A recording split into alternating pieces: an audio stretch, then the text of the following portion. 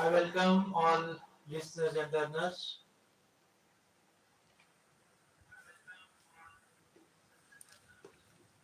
Drone attack on market in Sudan's EI Facial.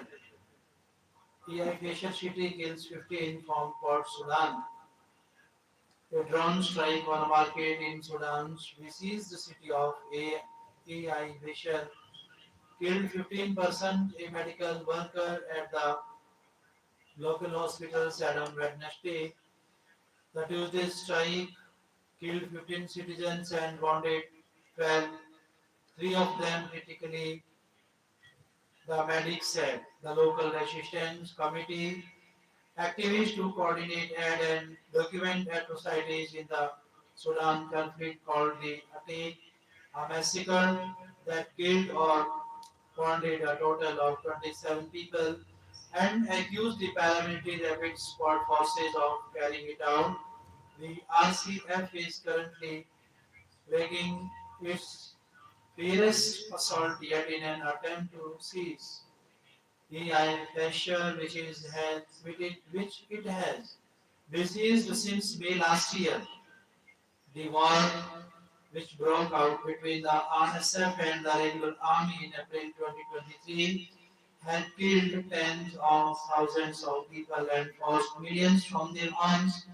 The battleground The battleground Darfur city of El Bashir has been laid waste by bombardment by the RSF, whose fighters have overturned, whose fighters have overrun the displaced persons campus around the city. The UN estimates that children make up around half of the 2.6 lakh civilians trapped in the city, which has been cut off from nearly all external aid. One dead, two injured in shooting at US immigration facility. The three persons who were shot Syrian detainees in the custody of the ICE official from Houston. One person was killed and two wounded in a shooting on Wednesday at a US immigration and customs enforcement detention facility in the US city of the Dallas, officials said. The suspected gunman who opened fire on the ICE facility from an adjacent building is dead. A Dallas Police Department said in a post on X. Homeland Security Secretary Christy Noem said the shooter died from a self-inflicted gunshot wound. While we don't know the motive yet, we know that our ICE law enforcement is facing unprecedented violence against them. MS Noem said on X, it must stop. Local television station Fox was at the sea person shot were detainees in ICE custody. It said the gunman was a man on the roof of a building who shot himself as law enforcement agents approached. Officials said no ICE officers were injured in the attack. At least 15 killed, 8 Israeli strikes as the troops target homes in Gaza Strip.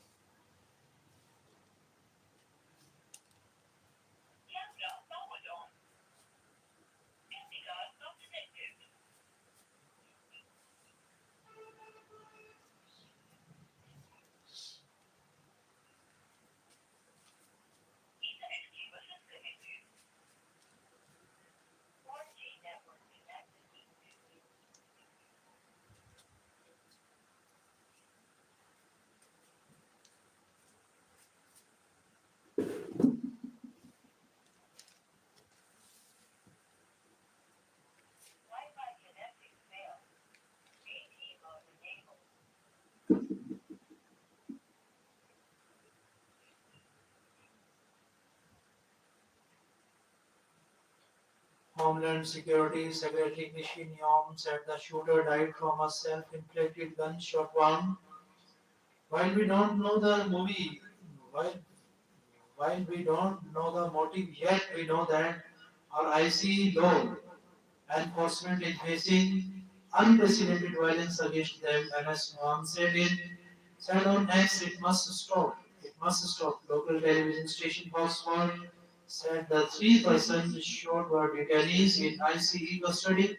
It said the gunman was a man on the roof of a building who shot himself as law enforcement agents approached. Officials said on ICE officers were injured in the attack. At least 15 killed in Israeli strikes as troops target homes in Gaza Strip. Israeli forces killed at least 15 Palestinians on Wednesday as they bombarded targets including homes and tents in Gaza. The territory's civil defense spokesperson said Israel has launched a major air and ground offensive on Gaza City, forcing hundreds of thousands to flee. Some of those who remained were sheltering in the city center when airstrikes hit them. Civil defense spokesperson Mahmoud Basal said at least 7 deaths, most of them children, and a large number of injuries as a result of three airstrikes on a Gaza municipality warehouse and tents for the displaced. In Firas market, he said, three other persons were killed by Israeli bombardment elsewhere in the city, two in an apartment on AI Sahaba Street and one in the area of AI Yarmouk market in central Gaza. The civil defense reported 4 dead and injuries in a helicopter strike on a home in New Zealand. India is mostly with us, Zelensky says. We had this question with energy. But I think President Trump can manage it, says the Ukrainian leader, adding that EU nation should build a closer relationship with India. Europe says it is in the process of cutting energy imports from Russia, saying that India is mostly on Ukraine's side in its war with Russia. President, Ukrainian President Vladimir Zelensky has asked Western countries to continue engaging with India.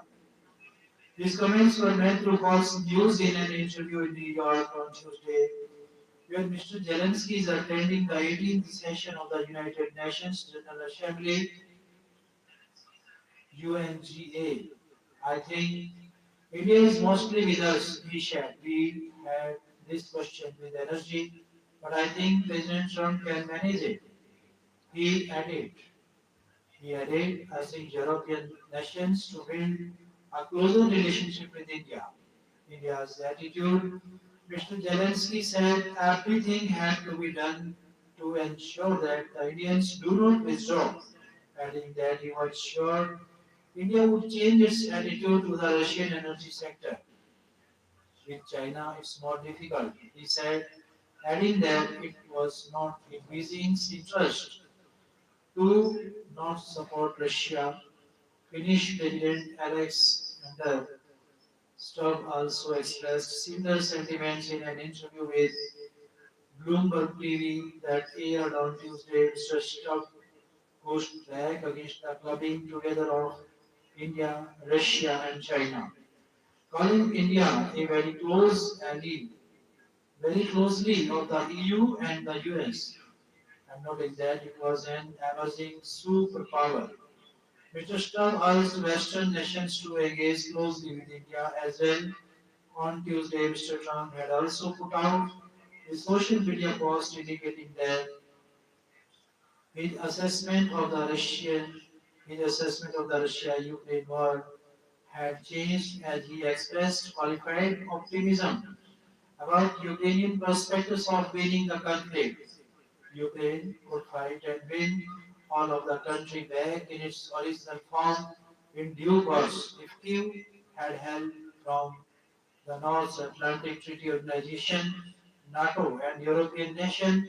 Mr. Trump had said ahead of a Tuesday meeting with Mr. Zelensky, the positions of the US and Ukrainian teams are closer than any time previously. Mr. Zelensky said during a Fox News interview. The Ukrainian leader was interviewed on the same show under very different circumstances in February this year. After a meeting at the Oval Office with Mr. Trump, US Vice President JD Vance and others went off the rails. Better ties. I think we have better relations than before, Mr. Zelensky said of his ties with Mr. Trump, adding that Russian President Vladimir Putin, lying to Mr. Trump on multiple occasions, had also helped the relationship. In recent weeks, Mr. Trump had expressed his disappointment with Mr. Putin, whom he had hosted for bilateral talks in an Anchorage, Alaska on August 15. On Tuesday, he said their relationship did not mean anything to Mr. Putin, asked if he was surprised by Mr. Trump challenging his assessment of the situation. Mr. Zelensky said a little bit. He added that were, these were very positive signals that Mr. Trump and America would support Ukraine until the conclusion of the war. Apart from imposing a punitive 25% tariff on Indian goods, which already face a 25% reciprocal tariff for its oil and arms trade with Asia, Mr. Trump had in recent days stepped up the pressure on Europe to end all trade in oil and LNG with Russia. EU's stance during to the press ahead of her meeting with the US President, European Commission President Ursula von der Leyen said Europe was in the process of reducing its energy products from Russia through sanctions on ports receiving LNG. She added, we want to put tariffs on oil supplies that are still coming to the European Union. Until now, the EU had suggested it is focused on its traditional approach to controlling such trade sanctions rather than penalty tariffs. Ukraine is in a position to fight and will, says Trump from United Nations. US President Donald Trump said on Tuesday that he believed Ukraine could win back all territory lost to Russia. A dramatic shift from the US leaders repeated calls for Kiev to make concessions to end the war. Mr. Trump posted on social media soon after meeting with Ukrainian President Vladimir Zelensky on the sidelines of the United Nations General Assembly gathering of world leaders. I think Ukraine, with the support of the European Union, is in a position to fight and win all of Ukraine back. Mr. Trump wrote, with time, patience, and the financial support of Europe, and in particular NATO, the original borders from where this war started is very much an option. The support from Mr. Trump, if it sticks, is a huge win over Mr. Zelensky, who has asked the American president to keep up the pressure on Russian President Vladimir Putin to end his war. It was a departure from Mr. Trump's previous suggestions that Ukraine would never be able to reclaim all the territory that Russia has occupied since seizing the Crimean Peninsula in 2014. Russian response. Meanwhile, the Kremlin said on Wednesday it said it had no choice but to continue its military offensive on Ukraine and rejected US President Donald Trump's claim that Russia was a paper tiger. We are continuing our special military operations to ensure our interests and achieve the goals set by Putin, Kremlin spokesman Dmitry Peskov said, using Moscow's term for its assault on Ukraine. From London, UK police arrest man following cyber attack at European airports. Islamabad. From Islamabad, Pakistan, PM Shehbaz to travel to Washington to meet US President. From Bollywood, US comedian Jimmy Kimmel calls threats by Trump anti-American. from Geneva, China to retain developing country status but willing to forego benefits.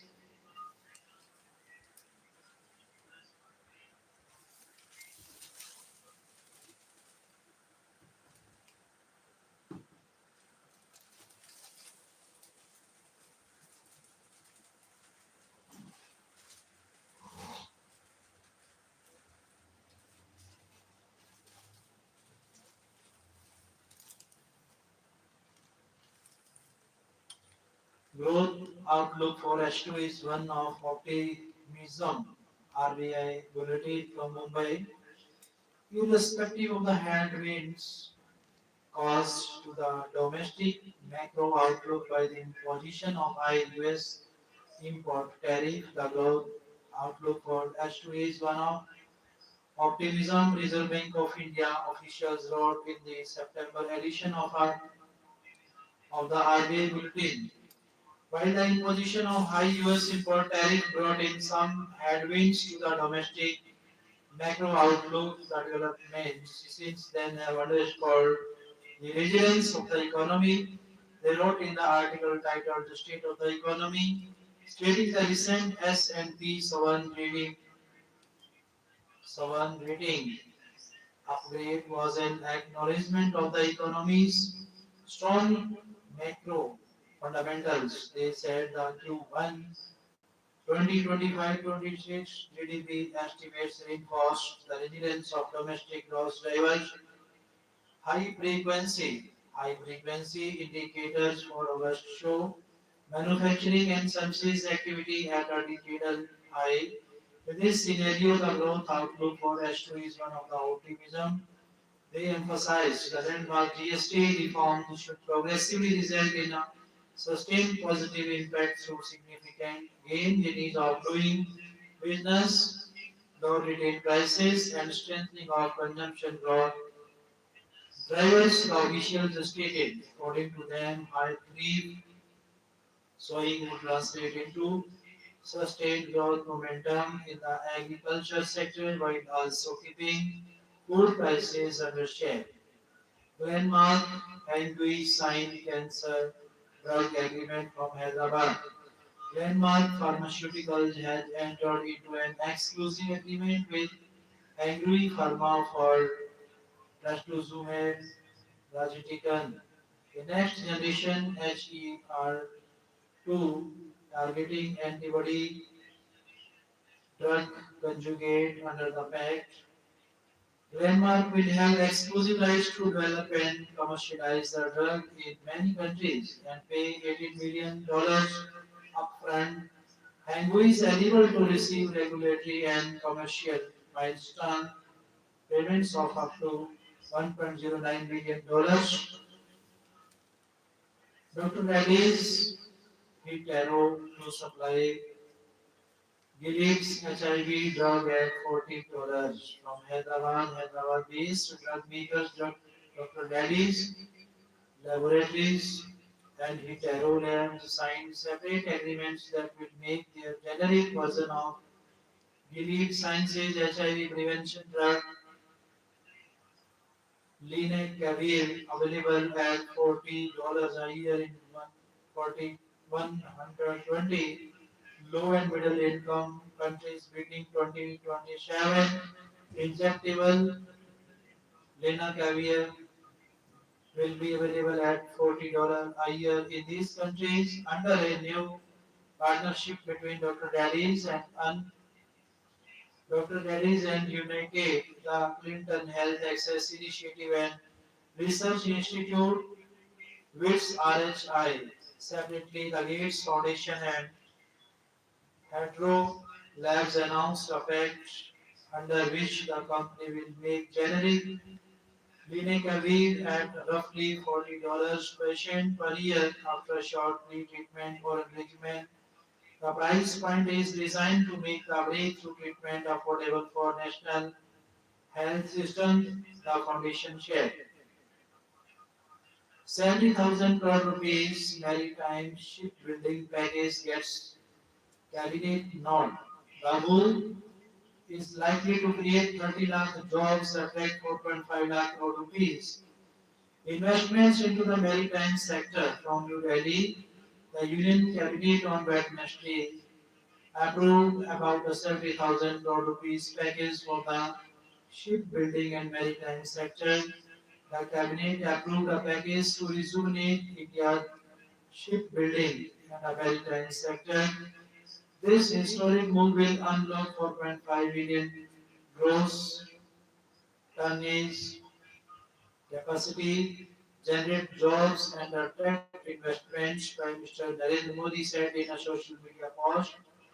According to a government statement, the package comprises a four-pillar approach designed to strengthen domestic capacity, improve long-term financing, promote greenfield and brownfield shipyard development, enhance technical capabilities and skilling, and implementation of legal, taxation, and policy reforms to create a robust maritime infrastructure. The National Shipbuilding Mission will also be established, the government shared in a statement. The move is expected to create almost 30 lakh jobs and attract investments of about 4.5 lakh crore rupees into the maritime sector. PhonePe files for confidential IPO from Mumbai. Walmart backed payments aggregator. Walmart backed payments aggregator. PhonePe has filed for a confidential IPO. The company's spokesperson said on Wednesday, PhonePe is among the many companies such as Swiggy and Bolt that have filed confidential IPOs. This means their IPO document is not made public. Firms resort to this method to protect information business plans they feel are sensitive. Gem and jewelry sector seeks urgent relief as US tariff is fired from Mumbai. The Gem and Jewelry Export Promotion Council had sought urgent relief measures from the center for the sector, which according to it has been severely impacted by the recent 50% tariff imposed by the US. The ZJEPC top branch, led by Chairman Kirit Bansali, along with Vice Chairman Shanak Parikh and Executive Director Shabi Sachire on Wednesday met Minister of Finance and Corporate Affairs Nirmala Sitharaman in New Delhi to seek financial relief. The Finance Minister gave a patient hearing to the industry's request and assured full support to the sector, emphasizing the government's commitment. GJEPC said. ONGCI's acquisition of 2.5 to 3 ZWRE projects by 2030. India's Oil and Natural Gas Corporation ONGC wants to acquire 2.5 to 3 gigawatt renewable energy projects by 2030, Executive Director Satyam Kumar said on Wednesday. The company already has about 2.5 gigawatt of renewable energy capacity, Mr. Kumar told reporters. ONGC is looking to import 3 million tons per year of liquefied natural gas under long-term deals and expects some contracts to be finalized in 12 months, Mr. Kumar added. Qatar enabled UBL Qatar duty-free records first mentioned. NPCI International Payment Limited in partnership with Qatar National Bank has enabled the acceptance of QR code-based unified payments interface across Qatar via point of sale terminals for merchants acquired by QNB and powered by NEPSTARS NetStars payment solution. This move will enable India. This move will enable Indian travelers to make UPI payment seamlessly at major tourist attractions and Qatar duty-free outlet, which is the first merchant to go live on UPI NPCI said. Finance Minister launches GST Appellate Tribunal. Justice regarding disputes pertaining to the GST will now not only be fair and fast, but also transparent and accessible to all. Union Finance Minister Nirmala Sitharaman said Launching the GST Affiliate Tribunal on Wednesday, the GST Council during its 56th meeting on September 3 had decided that the GSTAT would be made operational for accepting appeals before the end of September and would begin hearing before December end this year. India US to increase energy trade in coming years, says Goyal from New Delhi. India expects to increase its energy trade with the US in the coming year. Commerce and Industry Minister Piyush Goyal said on Tuesday, adding that India's energy security would have a high element of US involvement going ahead. Speaking at an event organized by the US India Strategic Partnership Forum in New York, Mr. Goyal also said that the two countries would be working closely on nuclear power. The Commerce Minister is in the US to take forward talks on a bilateral trade agreement between India and the US. India is a big player in the energy trade, Mr. Goyal said. We are big importers of energy from across the world, including from the US. We expect to increase our trade with the US on energy products in the years to come and being close friends and natural partners. Our energy security goals will have a very high element of US involvement, which will ensure price stability, diversified sources of energy for India, and help us unlock limitless possibilities with the US on various fronts, energy and beyond, he added. This comes at a time when the US has imposed a 25% additional tariff on Indian imports as a penalty for importing Russian oil. US President Donald Trump had previously talked about how he wants India to instead buy American oil. No takers yet for EV localization scheme. No application received for the government's for 1,150 crore rupees investment linked import concession program for e-cars to boost local manufacturing from New Delhi. 3 months after the center announced a scheme offering duty concession on imported electric cars in exchange for commitments to local manufacturing, primarily aimed at Boeing, Tesla. No one has expressed interest. No one has come. A senior government official seeking anonymity said to a question on how many auto players had evinced interest. The Ministry of Heavy Industries announced a portal on June 26 accepting applications under the scheme for promotion of manufacturing of electric passenger cars in India. The last day to apply for the scheme is October 21, 2025. Officials said that automakers were waiting for import from trade agreements, FTAs, such as those with the US and European European Union to conclude in case those agreements offered attractive concession. They cited the FTA with the UK as an example, wherein import duties on UK built vehicles, including electric and conventional cars, are cut from over 100% to about 10%, but only for a limited number of vehicles at an annual quota. While a representative from Tesla attended only the first meeting of stakeholders and last year after the draft guidelines were issued, there has been no communication since between the auto giant and the government officials said.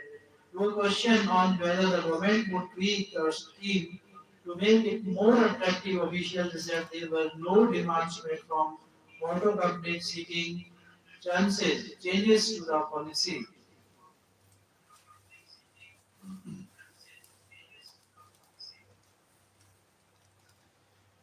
Supreme Court slammed Maharashtra government for delaying Surindra Gatling trial on 2016 arson case. From New Delhi, the Supreme Court on Wednesday pulled up the Maharashtra government over the prolonged pandemic Pendency of trial proceedings against lawyer and activist Surendra Gatling in 2016 arson case and sought an explanation for the delay. Why is the trial not going on? For how many years will you put a person in custody without trial? The bench of Justices J.K. Maheshwari and Vijay Bishnoi asked the Additional Solicitor General S.V. Raju, appearing for the state. The court directed the state to provide a detailed affidavit indicating the timeline for the conclusion of the trial. The affidavit must also set out the prosecution scheme and the manner in which it proposes to conduct the proceedings. The bench said Mr. Gatling has challenged the January 2023 order of the Nagpur bench of the Bombay High Court refusing him bail in the 2016 Surjagarh iron ore mine arson case in which several vehicles transporting iron ore from the Gadchiroli mines were allegedly tossed by individuals said to be associated with the banned Communist Party of India Maoist. Appealing for Mr. Even commenting, it is unusual that a lawyer should be arrogant like this. 6 years have passed, yet nothing has happened in the trial, he said. He further argued that the National Investigation Agency had relied on evidence down from the Behin Koregaon case in which Mr. Gatling was arrested in June 2018. The electronic material he contended was compromised and not collected in accordance with the law, stressing that prolonged incarceration runs afoul of constitutional guarantees. The senior counsel argued that the stringent bail restrictions under Section 43b(5) of the Unlawful Activities Prevention Act (UAPA) melt down when trials are unlikely to conclude within a reasonable period. Discharge application Mr. Raju, however, maintained that the delay was not attributable to the prosecution but to the accused himself. He pointed out that Mr. Gatling had filed a discharge application but was refusing to argue it unless permitted to appear physically in court. There is an apprehension that there could be an attack if he is produced physically, he said. Madras High Court ordered the CBI probe into Tamil Nadu BSP President murder case from Chennai. The Madras High Court on Wednesday ordered a Central Bureau of Investigation CBI probe into the murder of Bahujan Samaj Party BSP State President K. Armstrong, who was hacked by an armed gang in Chennai in July 2024. Justice P. Velmurugan passed the order while allowing a petition filed by K. Emmanuel, brother of the deceased, for transferring the probe from the Greater Chennai City Police to the CBI, as the City Police had allegedly not investigating the case properly. During the hearing of the plea in July, the judge has questioned the city police for not having complied with even the basic requirement of conducting an identification parade in the murder case, despite there being many eyewitnesses to the crime. Investigation clause. He had said that most of the criminal cases ended up in an acquittal only because of the flaws in the investigation, and the present case was a classic example. He had said the availability of CCTV footage could not be cited as a reason to dispense with the identification parade. When Additional Advocate General AAG P.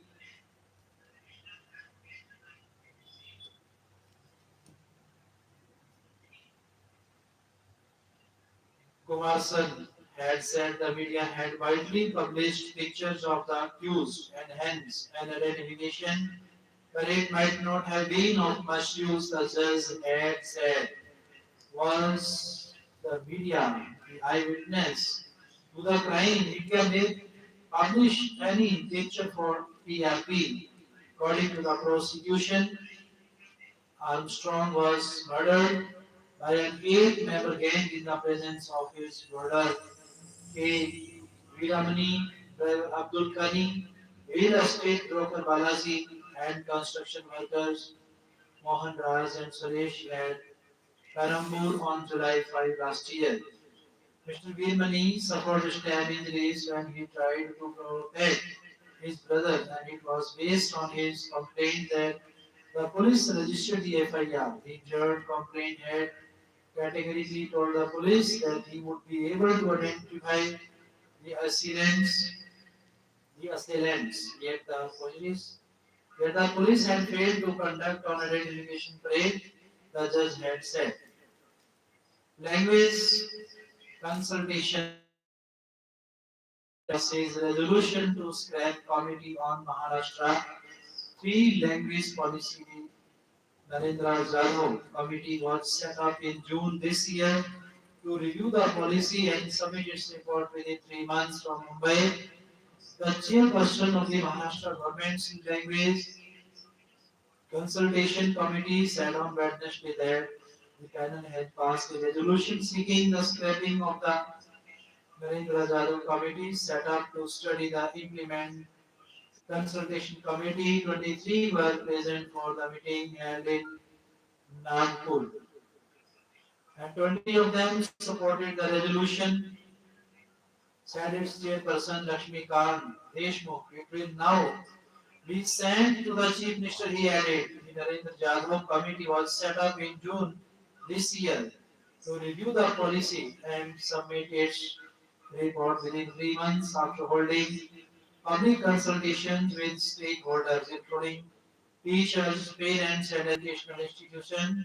Chief Minister Devendra Fadnavis had said the state government would accept the committee's recommendation. Dr. Deshmukh said the government should have referred the issue to his committee instead of appointing a new panel under Dr. Jadhav. This committee will speak with the principals of all state-run schools and educational institutions. Which state-run school will go beyond the mandate of the government? Will they have the freedom to express their independent opinion?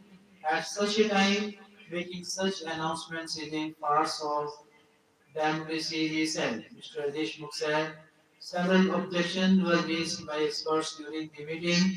There are specific directions under the National School Education Curriculum Framework that the third language should be introduced only in class 6. Why are we still insistent on introducing Hindi as the third language from class 1? He said, this will mean that within 25 to 30 years, Maharashtra will become a Hindi speaking state, a part of the Hindi belt, he added.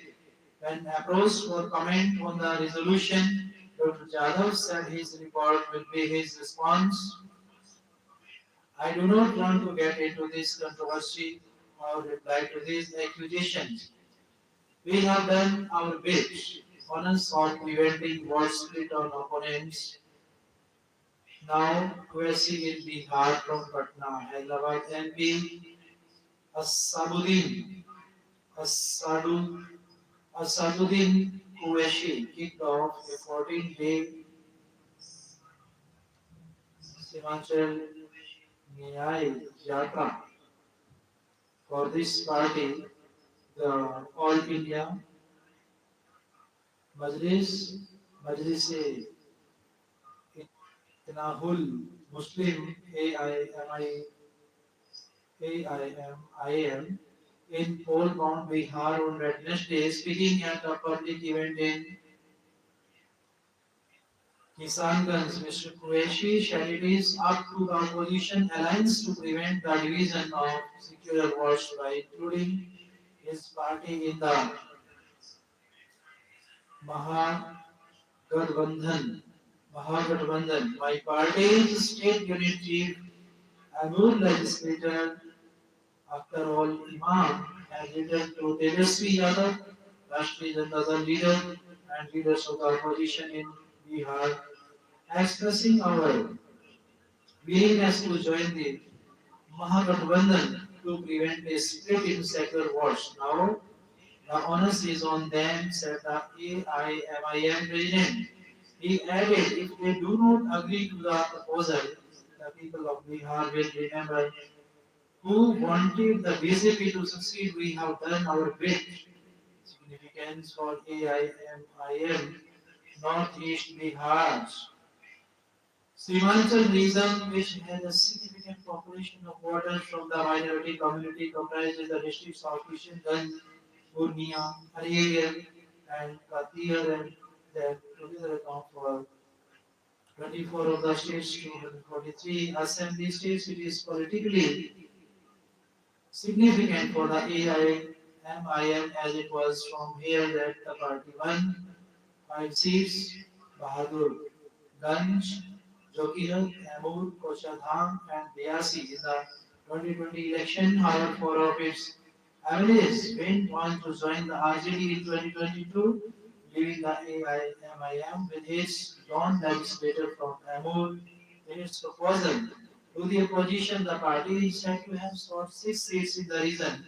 The AIMIM is likely to field a total of over 20 candidates across Bihar. Mr. Qureshi had earlier introduced a private members bill in the Lok Sabha seeking the creation of a Simanchal region development council to address the challenges faced by the people in the region's border districts. To decide on fate, the Hyderabad MP is likely to visit the Gocha, Daman,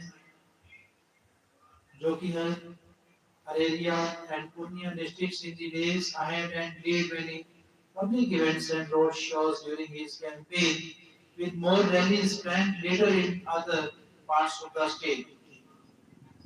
Addressing the crowd, mostly youngsters in Kishanganj, Mr. Qureshi shared for several decades. The fate of Simanchal's people has been decided by those sitting in the state capital of Patna, but this will end now. Simanchal's people will decide their own fate now. Maharashtra farmers will get aid before the party CM says from Mumbai. Maharashtra Chief Minister Devendra Fadnavis on Wednesday announced that relief will be provided to farmers in the state before the party after visiting a few villages in Solapur and Latur, districts that were affected by the heavy rains over the past week. State Agriculture Ministry, State Agriculture Minister Dattare Barne assured that compensation will be given even if Panchnama documentation of losses is not completed before the festival. He gave the assurance after a group of farmers approached him while he was visiting affected villages in Chhatrapati Sambhajinagar district and complained that officials were not carrying out Panchnama. The government belongs to the farmers. We are going, we are doing everything possible to help them, he said. Now passengers complained of red white at Indore airport. A passenger has claimed that he was bitten by a rat at the Indore airport. The incident at the Devi Ahilyabai Holkar airport follows the outrage caused by the recent deaths of two newborn girls at a government hospital after they had been bitten by rats in the ICU. Officials on Wednesday said a man traveling from Indore to Bengaluru was allegedly bitten by a rodent in the departure area of the airport on Tuesday. The passenger was administered an injection and given antibiotic tablet by the airport doctor. This said, airport director Vipin Kant Sage said that the passenger was possibly bitten by a rat and immediate given proper treatment. CM unveiled the logo for privacy. Rajasthani, he was in Jaipur. Rajasthan Chief Minister Bhajanlal Sharma on Wednesday unveiled the logo for the first Pravasi Rajasthani Divas to be observed in Jaipur on December 10. The day to be hosted along with the rising Rajasthan Partnership Enclave will strengthen the state's ties with the global Rajasthani diaspora and harness their expertise across key sectors as a run-up to the event. A privacy Rajasthani week will be organized in Hyderabad on September 26, which will witness the participation of the Chief Minister and officials of the state government. Mr. Sharma reviewed the preparations for the Hyderabad event and directed the officials to ensure its successful completion. Community groups say UP ban on caste-based rallies its mobilization. Office bearers of Dalit, Gurjar and Kurmi organizations argue that decision may discourage marginalized communities seeking representation through organized movements against caste. From Lucknow, the Uttar Pradesh government notification on Sunday prohibiting caste-based political rallies, mention of the caste of accused person in police station and on vehicles, signboard, etc. has created comment on the ground among several social organizations centered around caste. Some of these outfits primarily comprising other backward classes, OBCs, communities or Dalit groups said the move prompted by a September 16 directive from a single judge bench of the Allahabad High Court to curb glorification of caste may discourage increasing awareness of marginalized communities that are seeking representation and recognition in political and social circles through organized movements against caste-based discrimination. Decades back, mostly privileged caste groups used to have social associations that would work as a pressure group to push their cause of representation and community benefits with the government. In the past few decades, different agrarian and marginalized castes gained awareness and formed organizations to back their case for a stake in power. This decision will discourage such mobilizations for democratic and rightful participation, said Rohit Vadhana on an office bearer of the Akhil Bharatiya Veer Gurjar Mahasabha in Ghaziabad. Ban used as Surj Jatau, Joint Secretary of the Bisnor-based Scheduled Caste Democratic Petition, said that the recent directive will hinder a broader organizing of communities through markers and symbols and promoting self-respect among Dalits. Concurring with Mr. Vadana and Mr. Jatau, Suresh Patel of the Lakhimpur Kheri-based All India United Kurmi Mahesh Garg wondered if the decision will be indeed end caste-centric discrimination inherent in many upper caste individuals and often evident in the public sphere. Such a ban will be useless until we fail to check casteism, he said. Mamta announces compensation for electrocution deaths from Kolkata. National Chief Minister Mamta Banerjee on Wednesday announced a compensation of 2 lakh rupees to the next of kin of those who died of electrocution following torrential rain on Tuesday morning. She also asked the Calcutta Electricity Supply Corporation to provide 5 lakh rupees in compensation for those who tragically lost their lives due to electrocution Tuesday. Yesterday, the state government will provide 2 lakh rupees to their families while money cannot replace lives. We will also ensure that employment is provided to the next of kin even if CESC fails to do so, the Chief Minister said. While inaugurating Durga Puja Pandals in Kolkata, 9 people, including 8 in Kolkata, died due to electrocution on Tuesday. MS Banerjee had attributed the deaths to negligence on the part of CESC. Several low-lying areas remained waterlogged even as the city attempted to return to normalcy. Some Durga Puja pandals were affected with organizers stating that only a few days remain to salvage them. Water levels have receded significantly, although the Ganga experienced substantial flooding except for a few low-lying areas. Most of the water has drained. Nature is beyond our control, the Chief Minister said. Kolkata recorded about 252 mm of rainfall over 6 to 7 hours between Monday night and Tuesday morning.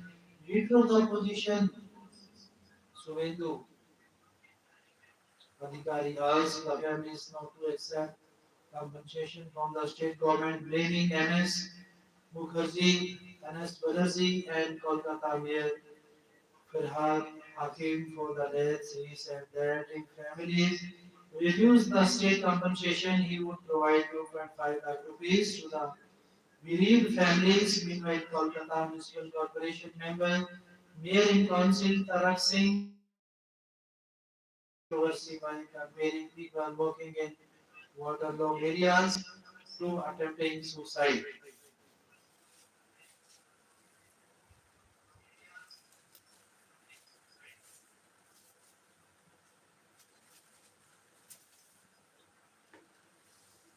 Seventh edition of Business Line Maker Awards to be held in Mumbai tomorrow. From Chennai, the seventh edition of Business Line Maker Awards will be held on Friday. The chief guest for the event to be held in Mumbai is Hardeep Singh Puri, Union Minister for Petroleum and Natural Gas. A total of 1,807 nominations were received across five categories: Changemaker of the Year, Young Changemaker, Changemaker Digital Transformation, Changemaker Social Transformation, and Changemaker Financial Transformation. For the sixth category, Iconic Changemaker, no. For the sixth category, Iconic Changemaker, nominees were chosen by the business line team and knowledge partners Deloitte and Ashoka Innovators for the public after a thorough discussion. In addition, Business Line's Chairperson Award goes to an entity that is carrying on exemplary work in education. The nominees were vetted by the Business Line validation partner Niti Consulting. The winners in each category were selected by an eminent jury at a meeting held in Chennai. The jury this year was chaired by B. Sabrao, former governor of RBI. The other jury members were Harish Bhatt, former brand custodian, Tata Sons, Ibala Subramaniam, MD and CEO, Aditya Birla Sun Life Mutual Fund, AMC, Lakshmi Venu, Vice Chairman, FA, NS, Napilai, Senior Advocate, Supreme Court, Chetna Gala Sinha, Chairperson, Man Desai, Mahila Bank, and J. Radhakrishnan, Chairman and MD, Tamil Nadu Generation and Distribution Corporation. The event can be watched live by scanning the QR code. Remembering Zubeen Garg, musician, pay glowing tribute to Assamese icon from Guwahati. Jubin Da Goldeda. These were some of the names by which Jubin Garg was known. The musician from Assam who passed away recently in Singapore recorded over 40,000 songs and became a voice for every mood. With sudden shifts in octave from high to middle to low were a mark of his musical gift. When his album Maya was released, the track Maya Madhu Maya became a love anthem for a generation. New festivities felt incomplete without one of his tracks. Without one of his tracks. As a singer, he defied restrictions of language. Moving easily across styles and tongues, he was a lyric without any fears. A star who connected with people through his words and music. He loved the trees and often asked people to plant more. He called himself a people's man and lived by it. Musicians from Assam share their memories of Zubinda. My memories are countless. When I first learned to play the guitar, the very first song I played was Mayabini. I secretly wished I could one day perform with him. That wish came true in 2011 when I got my first chance to share a stage with him in Nagaon, says Kailash Sharma. The guitarist Juvinda praised my guitar playing and said, "You have to play with me for Bihu." He adds, as a musician, he wants easy to please. He would make you play until you brought out your very best, said Sharma. Singer Sankura's converses, my journey is. my musical journey is defined by a single powerful influence, Jubin Garg. I wouldn't be where I am without you, where I am without him. His music wasn't just the soundtrack to my childhood. It was the very foundation of my artistic education. Girish and the Chronicles journey has been closely tied, has been closely tied to Assam since our earliest days. I know what Brother Zubin meant to everyone. He was far more than just a musician. He was their voice, their dreams, and so much more, says Girish and the Chronicles lead singer Girish Pradhan.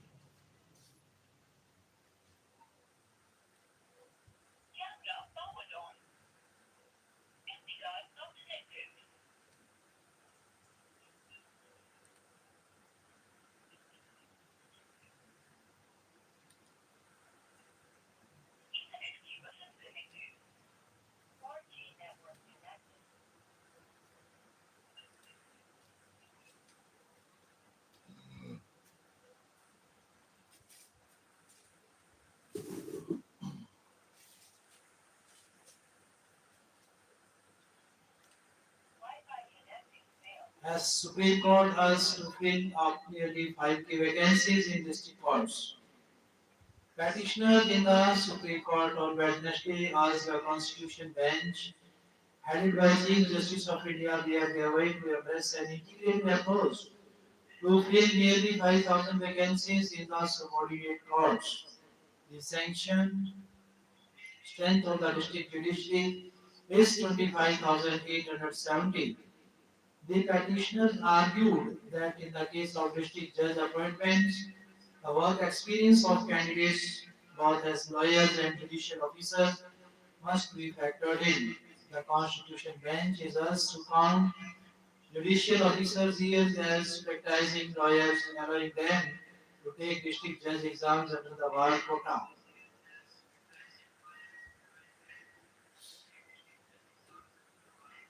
Simultaneous polls committee meets Montague, Panagria, economists present differing views before the panel on benefits of holding simultaneous polls.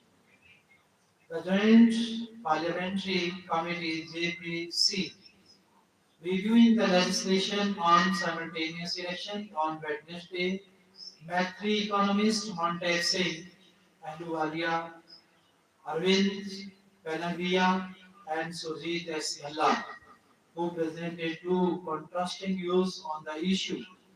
Mr. Ahluwalia, former deputy chairman of the Planning Commission, rejected the claim that simultaneous election would lead to economic growth. Mr. Panagria and Mr. Bhalla, on the other hand, argued in favor of it. A report by the high-level committee headed by former President Ramnath Kovind has set the synchronized election cycle projected a 1.5% increase in GDP. The JPC is headed by Bharatiya Janata Party MP PP Chaudhary. Mr. Ahluwalia said the election expenditure would remain unaffected, where the polls were held simultaneously or not. Sources said there was no evidence to point out at a bump in GDP. There was no hard data backing this claim. Mr. Ahluwalia told the panel. He argued that economic growth and the election cycle had no clear-cut connection.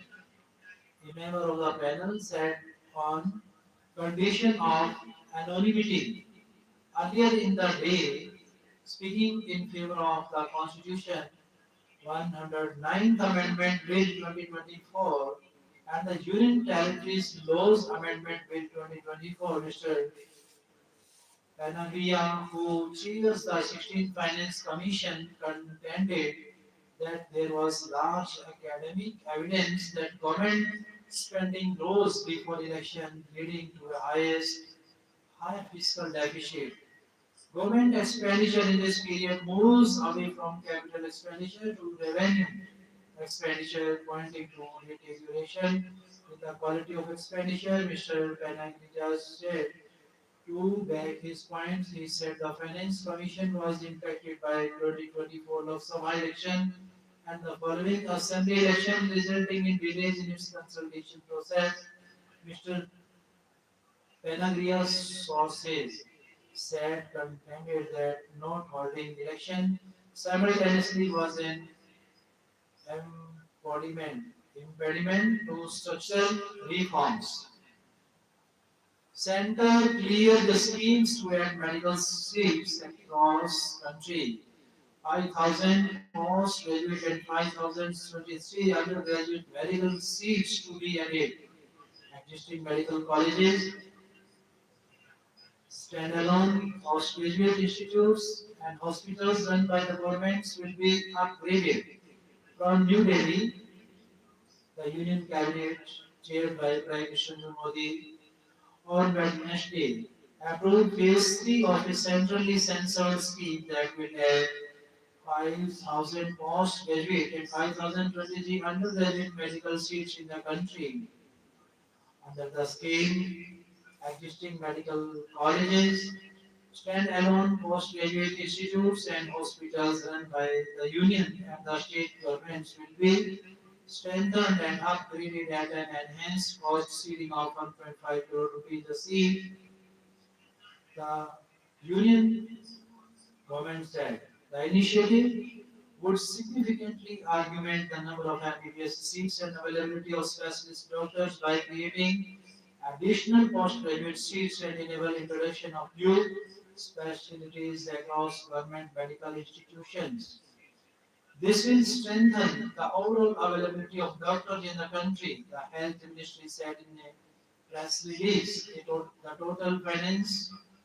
The total financial implication of these two schemes is 15 lakh 3400.5 crore rupees from 2025 to 26 to 2028 to 29. The central share is 10 lakh 303.20 crore rupees in the states. The target of the scheme is to increase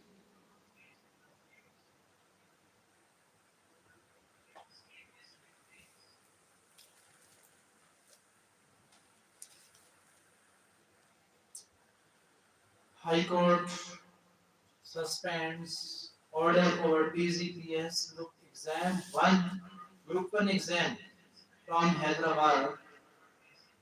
The Telangana High Court on Wednesday passed on interim direction setting aside a single judge order relating to Group 1 series services main exam conducted by the Telangana State Public Service Commission. This order, though an interim one, would clear the path for the PGPSC to complete the final phase of filling up 563 posts of Group 1 cadre for which it issued notification in February of 2024. The bench which pronounced the order made it clear that any appointment orders to be issued by the TGPSC would be subject to the outcome of the appeal petitions. Eight arrested from three states over online betting cases from Hyderabad. In a nationwide crackdown on online betting, the Special Investigation Team SIT of Telangana arrested 8 persons and seized digital evidence after searches across six locations in Rajasthan, Gujarat, and Punjab. The operation carried out jointly with the Crime Investigation Department (CIC) targeted operators of six major betting applications: Stars 0077, Fair Play Live, Andhra 365. For cases, the arrest follow an ongoing investigation into four high-profile online betting cases registered under the Bharatiya Nyaya Sanhita, the Information Technology Act and the Telangana State Gaming Act. Officials said the private organizers are suspected to be operating from abroad. The investigation revealed that the accused developed apps and websites to attract people by offering quick returns. Draft UGC curriculum is an intrusion into university autonomy.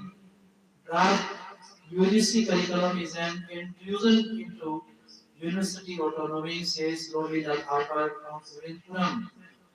Historian Rovina Thapar has criticized the University Grants Commission UGC defining outcomes based on curriculum framework LOCF, warning that it represents an intrusion into university autonomy and a dilution of academic quality. She cautions that the proposed framework in its current form would risk reducing higher education to rote learning with students confined to question and answer formats instead of being encouraged to raise critical questions. Professor Thapar's critique is part of Kerala's formal response to the Union Education Minister and the UGC. She is a special invitee on the Pradhan Patnaik chaired expert committee formed by the Kerala State Higher Education Council to study the draft document of the LOCF, the syllabus and what is to be taught in each discipline and how is the concern of the individual university and not to be dictated by the government. These are concerns in which specialized and advanced knowledge is required. Something that obviously administrators and politicians do not have. She shared lack of clarity. The historian also raises objections to the perceived lack of clarity and academic rigor surrounding Indian knowledge system.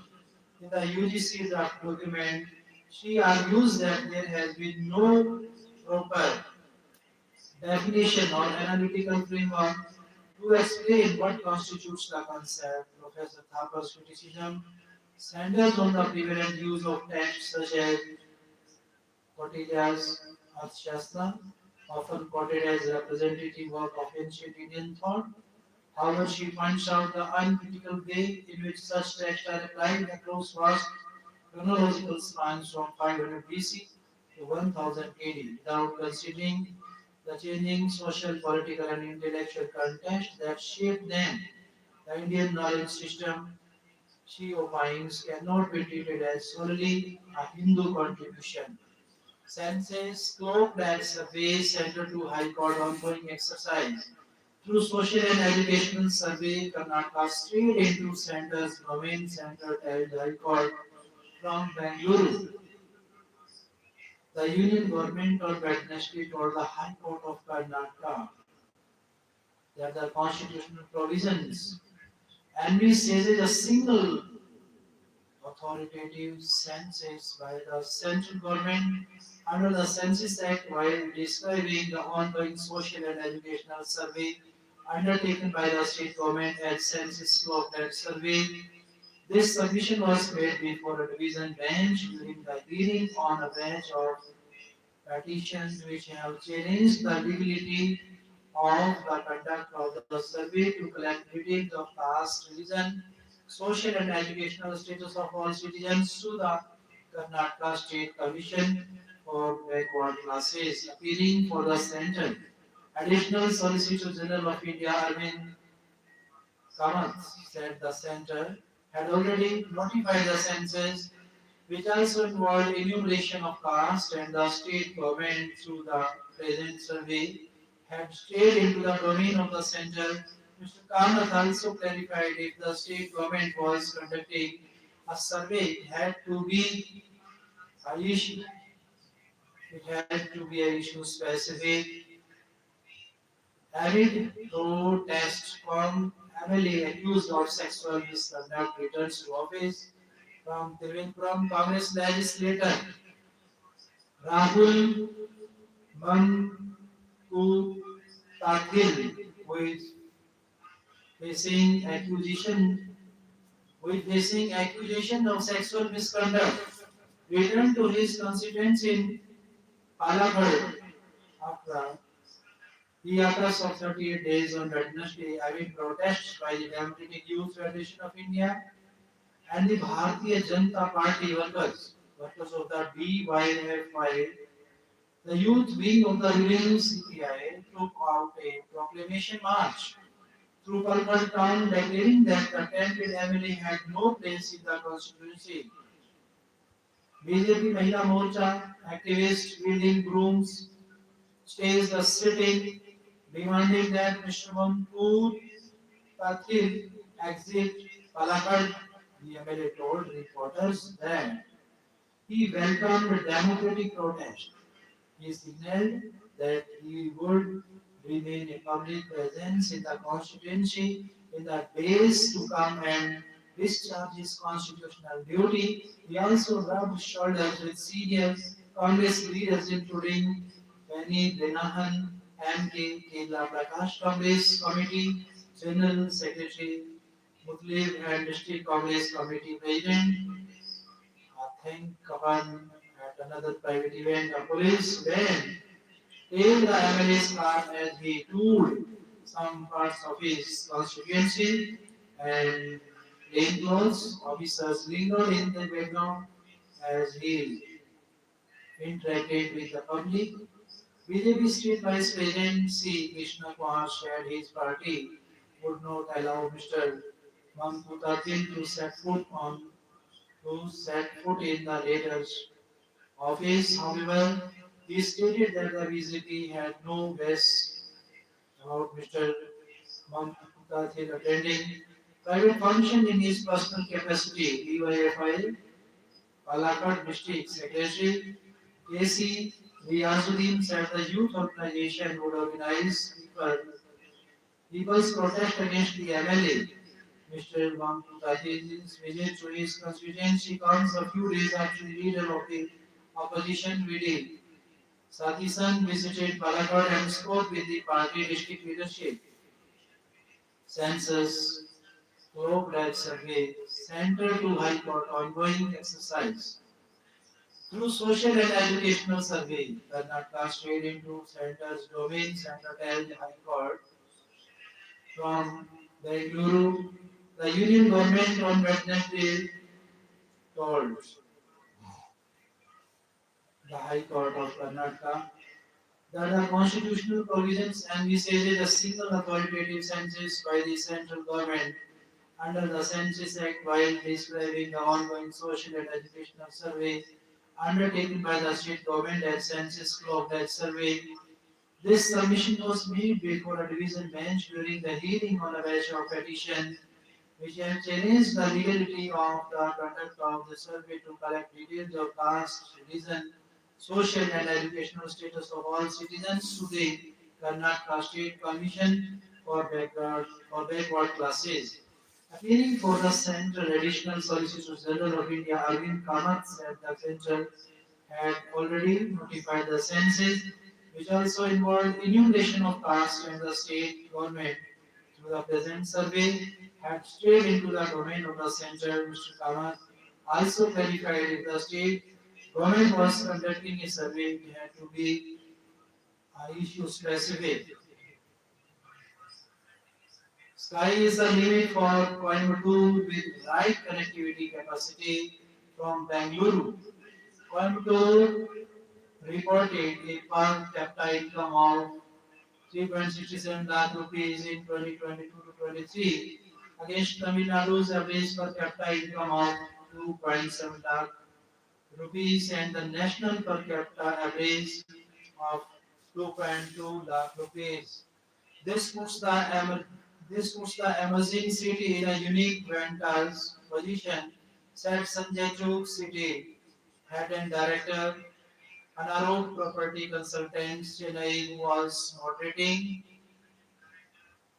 a panel discussion on Coimbatore Unlimited 3.0 organized by Z Squire and the Hindu group here on Wednesday. K.S. Vishwanathan, strategic advisor, Global Capability Center, said sky was the limit for the city as it was staring at a plethora of opportunities. He said some 300 to 400 new GCCs were expected to come to small cities in the country, and therefore it was important for Coimbatore to be ready with capacity and the right infrastructure and connectivity.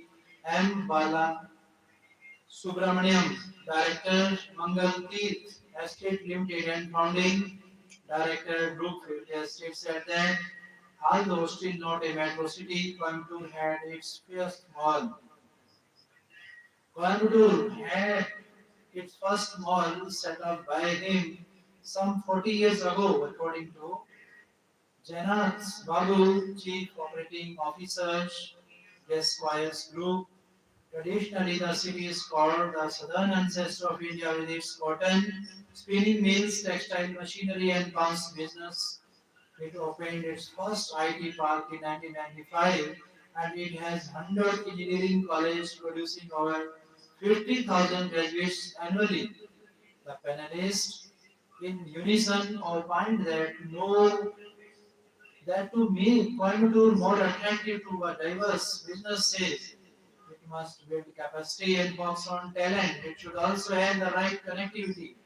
It should explore cost arbitrage and have a brand ambassador.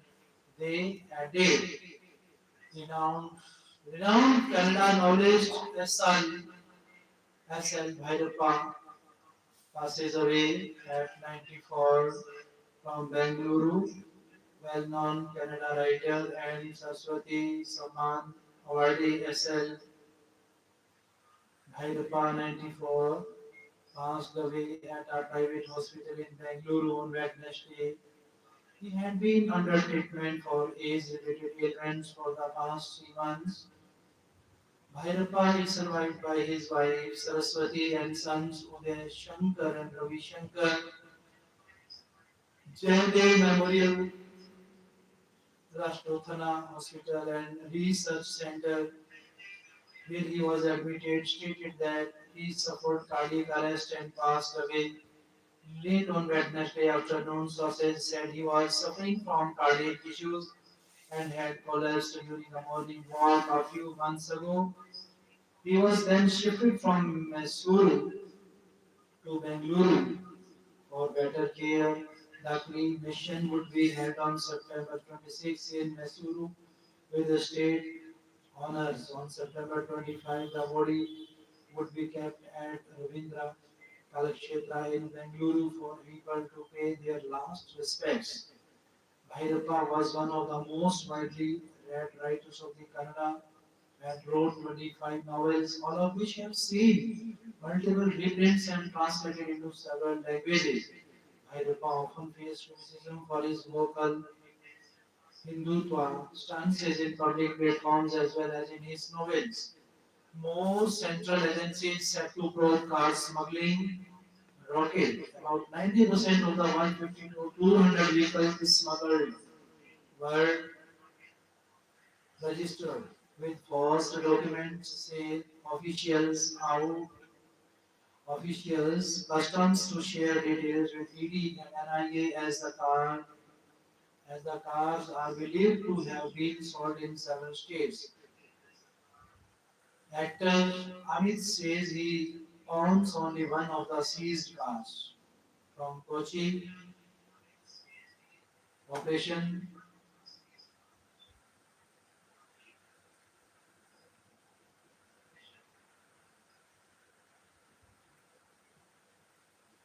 Operation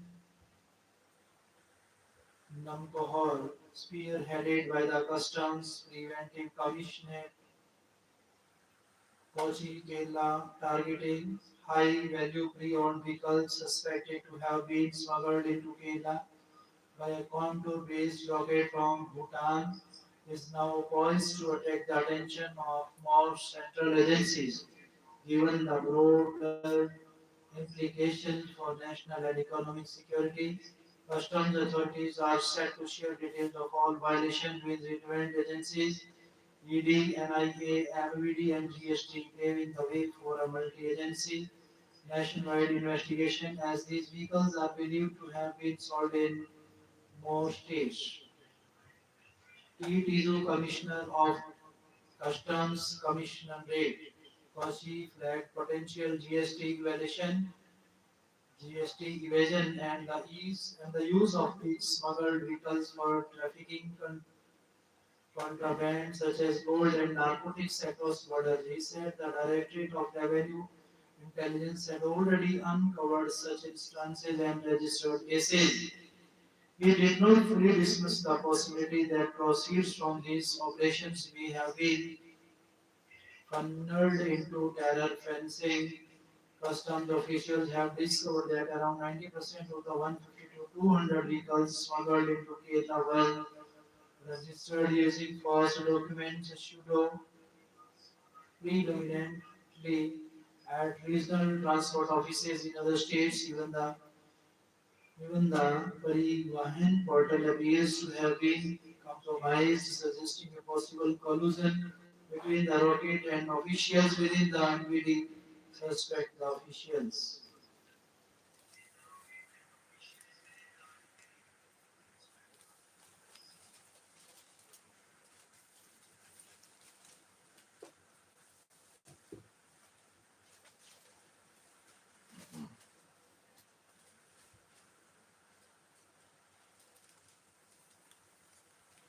EC launched e-sign feature for addition, deletion, and correction of voter names from New Delhi. The Election Commission has launched a new e-sign feature on its ECI net portal and app that requires God seeking to register voters for applying for deletion and correction to verify their identity using their Aadhaar linked phone numbers. The senior EC official said the feature was rolled out from the second week of September. The ECI net a one-stop platform integrating over 40 of the EC's earlier mobile and web application went live during the by-election in five assembly constituencies in Kerala, Gujarat, Punjab, and West Bengal on June 19. Earlier applicants could submit forms 6, 7, and 8 mean for addition, deletion, and correction, respectively, on the Election Commission apps and portal after connecting a phone number with an existing elector photo identity card number with no verification done of whether the details were those of the specific voter. But now, after an applicant has filled the form, they are taken to an external portal hosted by the Center for Development of Advanced Computing, where he or she is required to enter their Aadhaar number and then generate an Aadhaar OTP. The OTP is sent to the phone number linked to that Aadhaar number. The applicant has to then consent to the Aadhaar based authentication. The applicant has to then consent to the Aadhaar based authentication and complete the verification Only then he or she is redirected to the ECI net portal to submit the form. The new e-sign feature rolled out by the Commission assumes importance in view of allegations of fraudulent deletion and addition of names in some constituencies. Recently, the Hindu had reported on the Karnataka CID's investigation into a systematic attempt to review names of 5,994 from electoral rolls by forcing from 7 in the Aland Assembly constituency in Kalaburgi district ahead of the 2023 Assembly election. At a press meet on September 19, leader of the opposition Rahul Gandhi cited the case of Anand for deletion and Razora in Maharashtra for fraudulent additions to the voters list. Polling for Rajya Sabha seats in J&K on October 24 from New Delhi. The Election Commission on Wednesday announced that polling for Rajya Sabha seats of Jammu and Kashmir, which have been lying vacant since 2021, will be held on October 24. The by-election to fill the vacancy in the upper house created by the resignation of the Aam Aadmi Party member from Punjab, Sanjeev Arora, will also be held on that date, the panel announced. All four seats have been lying vacant since the expiration of the term since the expiration of the term of sitting members due to the non-availability of the required electorate to conduct the elections at the time of occurrence of the vacancies, the Election Commission said in a statement. The retired upper house members are Meera Mohammad Faiz, Shamsher Singh, Ghulam Nabi Azad, and Nazir Ahmad Loi. The last date for filing nomination is October 13. Counting of votes will take place on the evening of October 24. BJP accuses Congress of instigating lay protest, rejects General Chat involvement from New Delhi. The Bharatiya Janata Party (BJP) on Wednesday alleged that the opposition Congress was behind recent protests in Leh, dismissing claims that the demonstrations were led by the Gen Z demographic. BJP MP and spokesperson Samik Patra at a press conference at the party headquarters in New Delhi identified Congress councillor Stanjin Sepag as the instigator of the protest. Today in Ladakh, attempts were made to portray some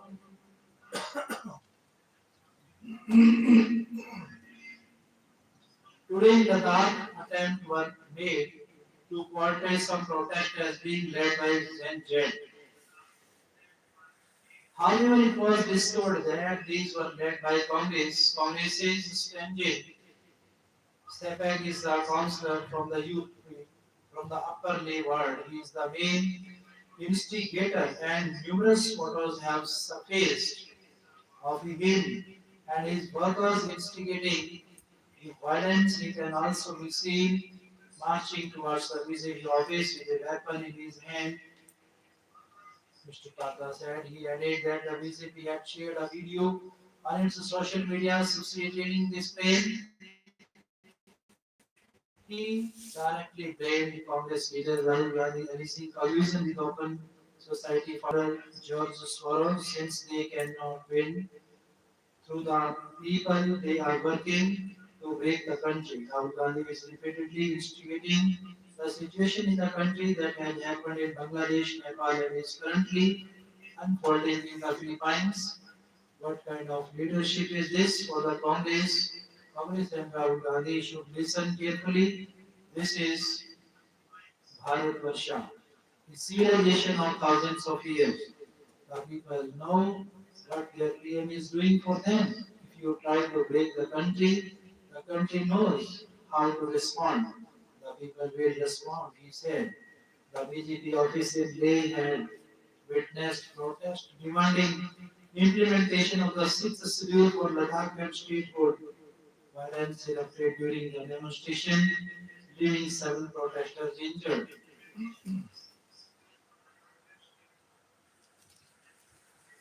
BJP BJP dismisses Congress's 10-point program for EBCs in Bihar, calls it shame. From New Delhi, the Bharatiya Janata Party BJP on Wednesday dismissed as a shame the Congress's announcement of a 10-point program targeting the extremely backward classes in Bihar ahead of the assembly election, accusing the party of indulging in appeasement politics. At a media briefing, BJP MP Samit Patra alleged that the Congress had a long history of being opposed to the policy of reservation, particularly for the other backward classes, OBCs, citing a 1990 speech of former Prime Minister Rajiv Gandhi in Parliament. Mr. Patra said he spoke against the Mandal Commission recommendations brought by then Prime Minister VP Singh, saying that if 27% reservation was given to OBCs, the country's situation will worsen. The BJP MP said leader of the opposition in the Lok Sabha Rahul Gandhi habitually made only anti-promises. His father spoke against OBCs then, and now this nepotism kid is speaking in favor of OBCs in an entirely different manner. These people who did not even from These people who did not even form an OBC commission during their rule are now making such promises, Mr. Patra said in appeasement politics. The BJP leader alleged that the Congress's appeasement politics was limited to only one reason. Rajiv Gandhi had said don't implement OBC reservation. What about Muslim reservation? Even today Rahul Gandhi had spoken about Muslim reservation, Mr. Patra said, pointing out that Prime Minister Narendra Modi had recently declared in Parliament that there would be a caste census. Mr. Patra wondered why in Congress ruled Karnataka results of the first caste survey were not released and why another such exercise had to be carried out. Earlier at another press conference, the BJP alleged that the Congress convened its Central Working Committee meeting in Bihar after a gap of 85 years to take the driving seat from the Rashtriya Janata Dal and demand more ticket for the upcoming assembly election. This is why they have not declared Tejasvi Yadav as their chief ministerial candidate so far set forward during ministerial senior BJP MP Ravi Shankar Prasad. He said the Congress is chose to hold the meet in the state after such a long gap. Should answer why it remained silent. BJP has mentally retired Nitish considers him a liability. Kharge says at CWC meeting in Patna, Congress President says the Bihar polls will mark the beginning of the countdown to the end of the Narendra Modi government at the center, lashing out at the state government. He says it had gone on a long vacation from Patna. The BJP has mentally retired. Chief Minister Nitish Kumar and now regards him as a liability. Congress President Mallikarjun Kharge said on Wednesday in his opening remarks at the meeting of the Congress Working Committee held at Sadaqat Ashram, the party's Bihar headquarters in Patna. Mr. Kharge said that the upcoming Bihar Assembly election had significance not only for the state but also for the entire country as they would mark the countdown to the end of the corrupt Narendra Modi government at the center.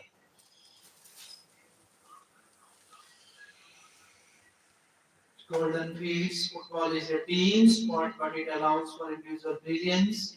Choosing the best footballers on the planet is an unenviable task. Aside from the fact that elevating individual players to superstardom in the quintessential team sport is fraught with pitfalls. France football. The French magazine, which has long presented the balance for sets exacting standards, the criteria for the 100 journalists from the top 10 FIFA ranked countries, 50 in case of women, to keep in mind while voting include individual and BCC performance, collective success and team achievement, and fair play and public image. Public image, an incredibly tough balance to achieve.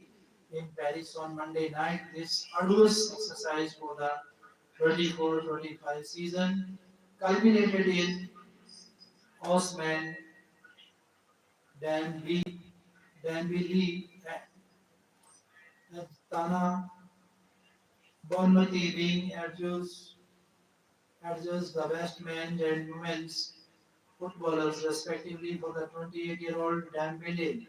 The award represented its damping art. Just a pinch can reduce an Indian side overload. There is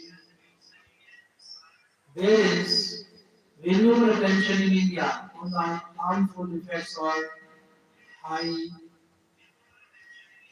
sugar food items and the use of fats or oils in cooking.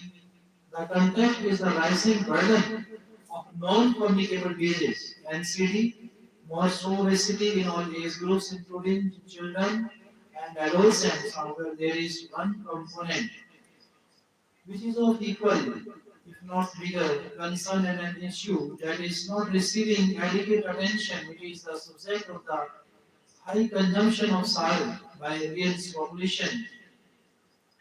By India's population, there is scientific data that Indians adults consume nearly 8 to 11 grams of salt every day. This is double the World Health Organization WHO recommended daily salt intake of 5 to 6 grams per day. Salt is very much a part of the Indian diet. Much of the salt intake, nearly three-fourths, in India is from homemade food items, pickles, papadum, and many other items that are rich in salt are part of homemade food. Visible and invisible forms. There is also the cultural practice of having a salt shaker on the dining table or the surfaces around it, which also helps increase salt intake. Eating out is becoming common. Nearly one-fifth of adults eat outside 3 times a week and on average 3 times a week on average. Essentially, restaurants are an extension of an individual's food habits. Therefore, in an attempt to make the food